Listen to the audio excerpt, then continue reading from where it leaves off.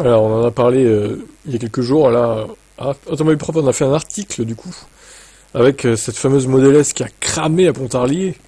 Voyons s'il y a d'autres informations, évidemment. Un incendie a été signé à la station de recharge de Tesla de Pontarlier.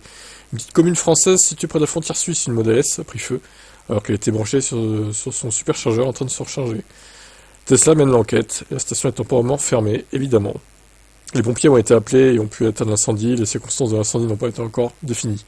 Mais selon l'Est républicain, la marque a envoyé un technicien pour mener l'enquête. L'employé serait venu dans la nuit pour tenter de comprendre les causes de l'incendie. Le véhicule a été maintenu sous surveillance jusqu'au lendemain matin pour prévenir tout risque de reprise du feu.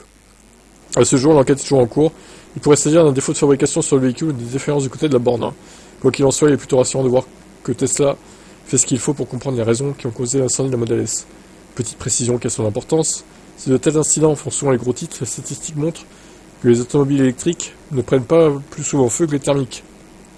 Certains pays ont toutefois pris des mesures pour tenter de limiter les risques. La Corée du Sud a récemment décidé de limiter la recharge à 80% ou encore d'interdire l'accès au parking souterrain pour les VE dépassant les 90% de charge. C'est un peu exagéré, mais bon, c'est leur décision en tout cas.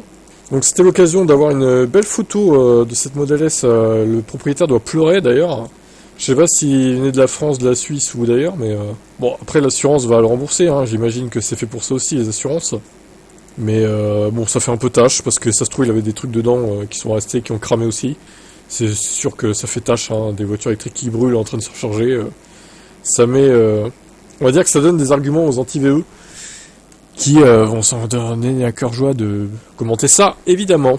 Allez, ciao, en espérant qu'on ait d'autres infos bientôt. Ciao.